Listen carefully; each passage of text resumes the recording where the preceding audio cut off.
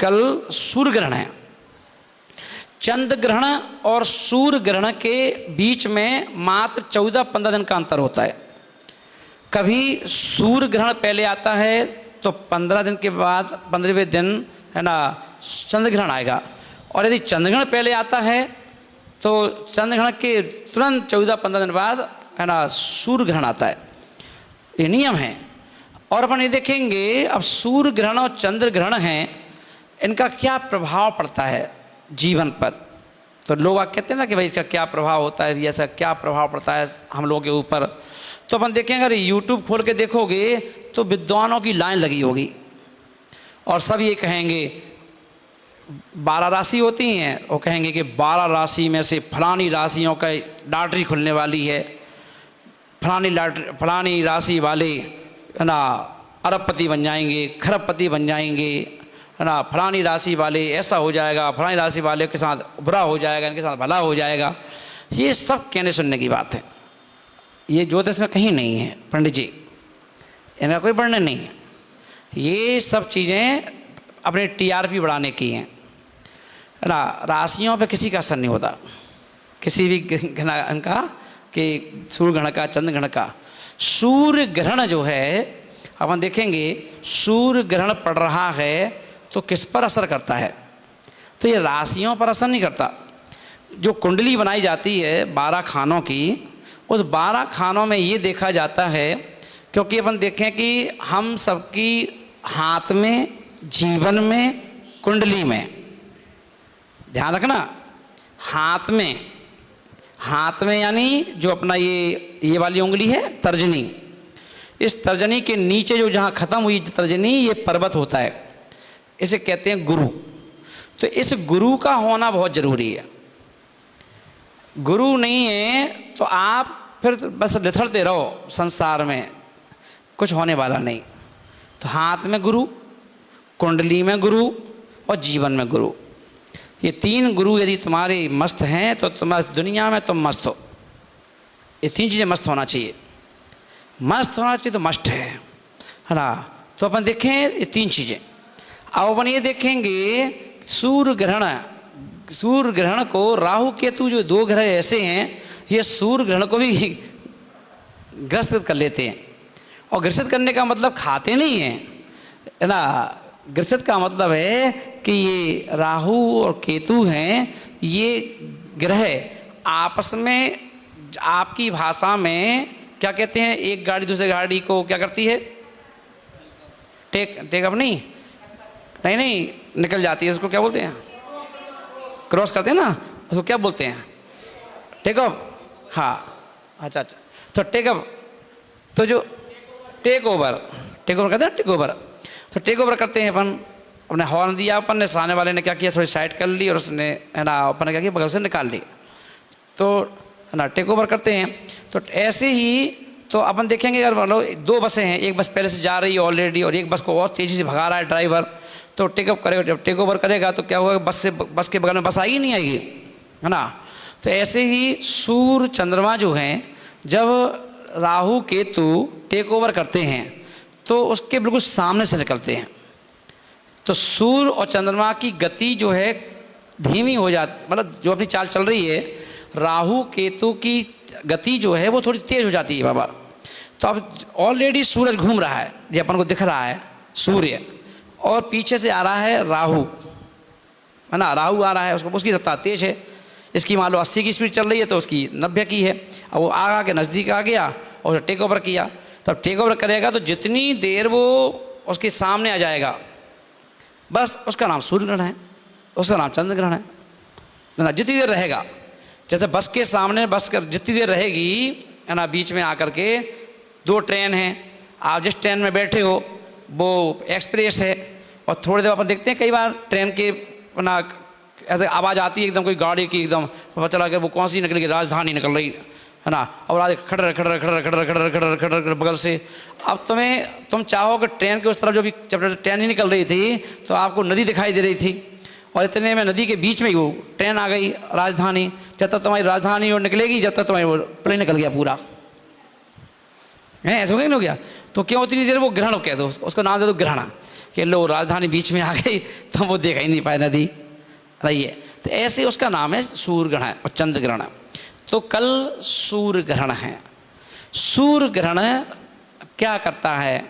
तो सूर्य ग्रहण 12 राशियों की, जिस राशि में राहु हो, जिनकी राशि में राहु और सूर्य इकट्ठे हैं, उनके लिए खतरा होता है, उनके लिए परेशानी होती है। जिस घर में बृहस्पति हो, बृहस्पति के साथ अब जब कहीं मिल जाए सूर्य, तो बृहस्पति क्या करता है, थोड़ा सा खतरनाक हो जाता है, बिगड़ जाता है। बृहस्पति यानी गुरु, है ना।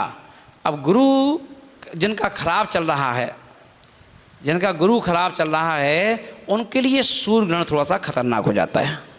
राशि से मतलब नहीं है, बृहस्पति किसका खराब चल रहा है। अब पता कैसे चले कि किसका बृहस्पति खराब चल रहा है? बृहस्पति, अब सोचो, देखो अपन सोचते हैं कि ये सब चीज़ें हमारी नॉर्मल रूप से हो रही हैं, है ना। तो बृहस्पति अपना काम मत कर रहा है। तो बृहस्पति जब खराब होता है किसी का, गुरु थोड़ा सा कमज़ोर होता है, तो क्या क्या होता है? तो जब गुरु कम होता है तो अपन देखेंगे सर्वाइकल, ये बृहस्पति के बिगड़ने से होता है। सर्वाइकल, एलर्जी होना, है ना, किसी प्रकार की, किडनी में कोई परेशानी होना, लीवर में कोई परेशानी होना। लीवर में भी, किडनी में भी यदि कोई प्रॉब्लम है तो इसके लिए गुरु बिगड़ा हुआ है ना, इसलिए वो ऐसा गड़बड़ हो जाता है। और राहु उसमें मिक्स है, राहु मिला हुआ है। और वहीं अपन देखें पति पत्नी में झगड़ा, पति पत्नी में जो मान लो आपस में कुछ हो रही है, तो इसके लिए भी गुरु जिम्मेदार, गुरु बिगड़ा हुआ है ना। और वहीं उन लड़ाई होगी, जुखाम बने रहना, ये भी बृहस्पति के बिगड़ा हुआ स्वरूप है, जुखाम रहना। और साथ में साइनस, जिसको साइनस है, तो उनके लिए भी, है ना। तो ये जैसे जहाँ पर हम यदि अपनी माँ का, यदि पापा का, पिताजी का सम्मान नहीं करते हैं, उनकी इज्जत नहीं करते हैं, है ना, वो दुखी रहते हैं, तो यहाँ सब जो है गुरु रूठ जाता है, वहाँ गुरु रूठा हुआ है। तो ये गुरु के बिगड़ने के लक्षण है, ये बिगड़े हुए हैं, तो यहाँ से बिगड़े हुए हैं, है ना। और अपन देखें, अब वो तो गुरु बिगड़ा है, अब गुरु बिगड़ा है तो गुरु बिगड़ा होगा तो और क्या होगा? तो अपन देखेंगे किसके ऊपर सूर्य ग्रहण अपना असर दिखाएगा। तो सूर्य ग्रहण जो अपना असर दिखाता है वो दिखाएगा किस पर? जो लोग बच्चे बेचते हैं, अपहरण किए बच्चे बेचते हैं, उनके ऊपर इसका असर दिखाएगा सूर्य ग्रहण का, है ना। अपराधी जो अपराध करते हैं, अब सूर्य ग्रहण कल है तो कल अपन देखना, अखबार पढ़ना परसों, तो अपन को कुछ घटनाएं ऐसी सुनने को मिलेंगी कि किसी अपराधी को, या तो अपराधी का एनकाउंटर हो गया, या कोई अपराधी मारा गया, कोई अपराधी बंद हो गया जेल में, या किसी संपत्ति पकड़ी गई, या पुलिस ने पकड़ लिया। तो इस टाइप की किसी चीज़ सुनने आपको सुनने को मिल सकते हैं परसों, कि सूर्य ग्रहण का असर उस पर पड़ता है। तो अपन देखें, है ना, तो कोई नकली सामान बेचना, उनके ऊपर सूर्य ग्रहण का असर पड़ सकता है ना। अपने मिलावट करने वालों के ऊपर सूर्य ग्रहण का असर पड़ सकता है ना।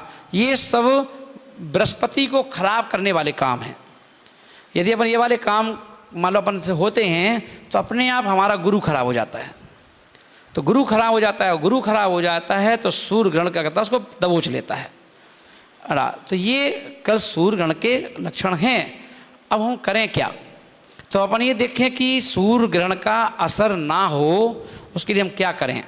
तो सूर्य ग्रहण से बचने के लिए हमें क्या करना चाहिए? तो अपन देखें 1:45 से सूर्य ग्रहण प्रारंभ होगा। अब ये मत कहना कि हमारे यहाँ नहीं है, फलाना नहीं है, भारत में नहीं है। अरे है, उससे है रहने और देने से कुछ नहीं होता। जैसे अपन देखते हैं ना, बरसात के दिनों में दिन भर बादल बने रहे, दिन भर बादल हैं, सूर्य दिखाई नहीं, तो क्या समझ रहे, सूर्योदय नहीं माना जाएगा क्या? हैं, बादल ही तो हैं, सूर्य तो बादल के पीछे है भैया, वो अपना काम कर रहा है। तो ऐसे ही ना, ग्रहण तो ग्रहण है, आपका भारत में दिख नहीं रहा है ना, भारत में पर असर तो होगा ना। तो इसलिए सूर्य ग्रहण से बचने का क्या तरीका है? तो अपन देखेंगे सूर्य ग्रहण से बचने का तरीका है कि जिनको ये प्रॉब्लम है उन्हें घर से नहीं निकलना चाहिए, है ना, उन्हें कल घर पे ही रहना चाहिए। दूसरी बात यह है कि घर में भी है ना, एक मतलब समझ लो 1 घंटे पहले से, 1:45 से है तो 1 घंटे पहले से लेकर के 1 बजे से लगभग और लेकर शाम को 7 बजे तक आप घर से बाहर ना निकलें, कितना ही ज़रूरी काम आए, है ना। और ऐसे में ज़रूर काम आ जाता है, जब कोई ऐसा हो ना दिक्कत तो जरूर कोई ना कोई उस समय काम आ जाएगा कि निकलना पड़े। बिल्कुल मत निकलो, कछु हो जाए, घर से बाहर मत निकलिए। और यहाँ तक कि कह दिया पंडित जी कि घर के कमरा भी बंद होना चाहिए,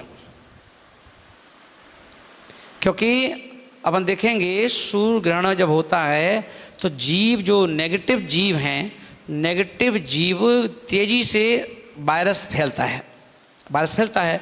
तो अपन देखें, मान लो जिनके ऊपर ये असर बृहस्पति खराब है जिनका, तो उनके यहाँ कोरोना भी आ सकता है, क्योंकि वो तो फ्री रहा है ना, तो उसके लिए चाल उसकी बढ़ जाती है। तो कोई भी अन्य रूप से कोई जीव जंतु आ सकते हैं, तो बोले कमरे को बंद रखो, 4-5 घंटे कमरे को बंद रखो। और उन सूर्य ग्रहण के समय में नींद मत लो, सो मत, जागृत रहो, और हो सके तो कोई अनुष्ठान करो, है ना। और अपन देखें उसके लिए कहा गया कि आम की लकड़ी, आम के पेड़ की लकड़ी मिल जाए, उस लकड़ी का हवन करो, और उसमें हवन में है ना नीम के पत्ते हैं, नीम के पत्तों को डालो, है ना, और उसमें थोड़ा सा नमक डालो, है ना। और यदि आप कोई मंत्र हैं, उस मंत्र का क्या करो, हवन करो, तो आप देखेंगे घर से जो है आपके नेगेटिव जो है वो बाहर भागेगा, वो चीज़ें क्या होंगी, बाहर भागेगी। तो हमें, और अपन देखें कि अगर 1 बजे से कोई भी सामान आपने बना के रखा है 1 बजे के पहले, तो अगर 9 बजे कुछ बनाया है तो उसको 12 बजे तक ख़त्म कर दो। 12 बजे तक नहीं ख़त्म किया आपने और बचा रहा, और यदि उसको आपने सूर्य ग्रहण के समय में खाया 1 बजे से 7 बजे के बीच में, तो आपके लिए, जिनका बृहस्पति खराब है, ये ध्यान रखना, जिनकी कुंडली में राहु के घर में सूर्य आ गया है, उनके लिए ध्यान रखना, उनके लिए वो खाना भी जहर का काम करेगा। उनके लिए पानी भी है तो उसको ऐसा नहीं कि पानी खुला हुआ रखा है, पानी ढका हुआ होना चाहिए, ढाँक के रखो। दूसरा, अपन अगर दूध भी है तो अपन गर्मी है तो जाली से ढाँक दे, जाली से नहीं, जाली से ढका हुआ दूध भी पीने योग्य नहीं है, उसे भी पूरी तरह से ढक्कन से ढाँक करके उसे रखें, तब उसको यूज करें। इस प्रकार से जब हम चारों तरफ से अपना ध्यान रखते हैं, है ना, जाप करते रहें, अनुष्ठान करते रहें, अपने आप को सेव करें, सिक्योर, कल का दिन है सिक्योर का, तो हम सब लोग इन बातों का ध्यान रखेंगे, क्योंकि ये सूर्य ग्रहण है, ये तो प्राकृतिक चीज़ें हैं, इस पर किसी का कोई बस नहीं है ना। तो इसलिए हम अपना अधिक से अधिक धार्मिक अनुष्ठान करें, जाप करें, कोई पढ़ाई करें, स्वाध्याय करें, फालतू चर्चा ना करें। कल क्या है, कल के दिन बचें, क्योंकि जब सूर्य ग्रहण है तो आपका मन खराब होगा, उत्तेजना आएगी, मना हो सकता है कि कोई चपेट में आप किया जाए, तो हो सकता है आपको मन करेगा इसको गाली दो, इसको पर चिल्लाओ, इस पर ये करो वो करो। तो कल का दिन जो है हमें अपने आप को संयमित रखने का है, बचने का। जिनकी राशि में गुरु बिगड़ रहा होगा, या जिनकी राशि में राहु के घर में सूर्य का प्रवेश हो गया होगा, उन व्यक्तियों को कल हो सकता है गुस्सा आ जाए और किसी बात पर लड़ाई हो जाए, है ना, क्रांति मचा देगा वो। तो इसलिए उनकी कल की क्रांति उन्हीं के लिए घातक है, कल का गुस्सा उन्हीं के लिए घातक है। तो इसलिए उन सबको अपने ही गुस्से से बचना है, क्योंकि अपन देखें एक उपघात शब्द आया है अपने जैन दर्शन में, जो नाम प्रगति की 93 प्रगतियां हैं, जो उस 93 प्रगतियों में एक आया उपघात, एक आया परघात। तो कल उपघात का दिन है, उपघात हो सकता है। उपघात यानी जिसमें हम ही दोषी बन जाएं, हम ही निमित्त बन जाएं ना। तो इसलिए कल का दिन क्या है, हमें अपनी सेफ्टी का दिन है, इसलिए बचना चाहिए। देखिए पुण्य, जब पुण्य तेज होता है तो अपने आप सारी अला बलाएँ टकराती ही नहीं हैं, पर जब पुण्य की थोड़ी सी भी कमी होती है तभी रोग शोक आदि व्याधि परेशानी सब सब आती हैं। कहते हैं ना कि जब कर्म का उदय हो और पुण्य कम हो तो ना, जिनकी कोई औकात नहीं है वो व्यक्ति भी चार बातें बोलना चालू कर देता है ना। और पुण्यशाली जीव हो या पुण्य तेज चल रहा हो तो अच्छे खासे पुण्यशाली जीव भी हैं तो वो भी सोचते हैं भैया इनके सामने बोले कि नहीं बोले ऐसे। तो इसलिए हम सबको कल का जो सूर्य ग्रहण है उसका ध्यान रखना है और अपनी आत्मा की और अपनी खुद की, और आप खुद की करोगे तो आपके परिवार की रक्षा अपने आप हो जाएगी। बोलो महावीर भगवान की जय।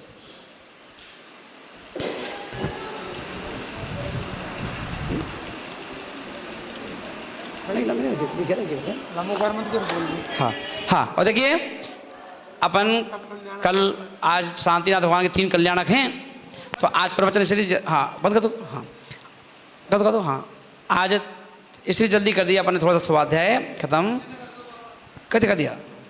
अब अपन को क्या करना है कि नहीं अभी अपने सब लोग मिलकर के 10 मिनट का 15 मिनट का है ना नमोकार मंत्र की अपन स्मरण करेंगे, जिससे कि है ना आज शांतिनाथ भगवान के 3 कल्याणक हैं तो उसके लिए हम लोग कल सूर्यग्रहण से बचने के लिए सब किसी को कोई प्रकोप ना आए उसका है ना, सब लोग का सुरक्षा हो रक्षा हो ऐसी भावना से ना। पंडित जी सुनिए पंडित जी।